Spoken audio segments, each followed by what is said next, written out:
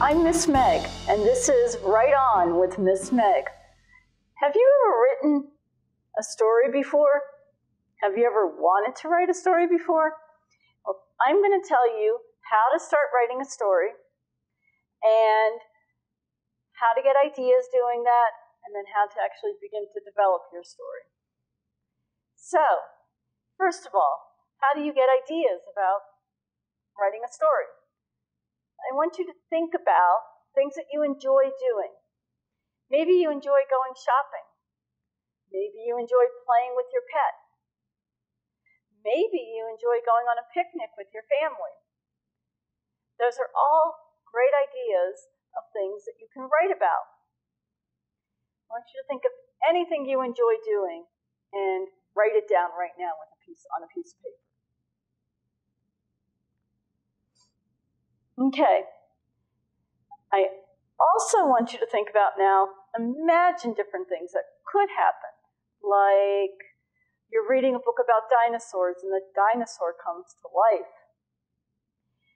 Or you're sleeping at night and your stuffies all come alive and do fun things while you're sleeping. And when you wake up, they're back to normal again. Can you think of ideas like that? Now I want you to think of things that could possibly scare you. For me, it would be possibly seeing a shark in the ocean if I'm swimming, or a crocodile while I'm visiting my cousin down in Florida, or it could be seeing a snake in my house. Hopefully I'll never see a snake in my house. But it could, if I ever saw a snake, I'd get pretty scared. So think about things that could scare you. Those are ideas of things you could write about. Or just little things like, my dog got lost and I don't know if I'll see it again. That scares me. I would write about that. So I want you to think about things that you enjoy, things that you've done in your life that you really want to tell about, things that you possibly can imagine happening. Write all the ideas, just brainstorm different ideas and write them all down on a piece of paper.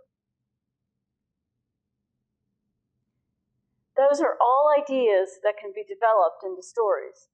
Now, how do you develop these ideas into stories? Well, first of all, where are they taking place? Well, let's take one example. Let's see. Let's take the example of me having a pet in my house. So it would take a place in my house. And when could it take place? Well, it could take place during the day. Is it taking place at night? Maybe it'll take place something that happened a long time ago. When is it taking place?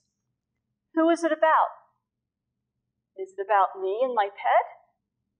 Is it about maybe something my friend did? Is it whatever the idea is about? Who is telling the story? Is it you? Is it your friend? Is it the pet telling the story? What is it about? When you tell a story, you have to tell about something, and it has to come to like a problem in the story. So again, using my pet, maybe my pet got lost, and that's the problem. So I'm leading up to the story about telling all the fun things I do with my pet, and then my pet gets lost. And that's the problem. And how is it going to get solved? So I have to think about ways to solve the problem. And how do the characters feel? How do I feel about when I lose my pet? Or how do other people in my family feel when my pet is lost? Those are things I want to include. What do the other characters feel? They are different. They have a different personality. And you want to write about that as well. So, these are all different ideas of how to start writing your story.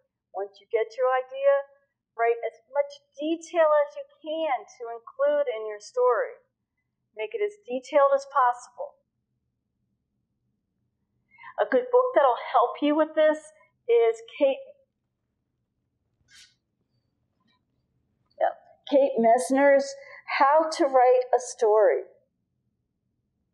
This is a great book to use to help you get started. I'm going to read to you a story that I wrote, or I started. It is about a pet, actually. It's a ghostly night, and I'm all alone. I wrote this when I was about 12 years old, so just to give you a time period. It's a ghostly night, and I'm all alone. 2 years ago, this wouldn't bother me because our family dog, Dandy, would be in the house. Dandy was part Toy Manchester and part Chihuahua.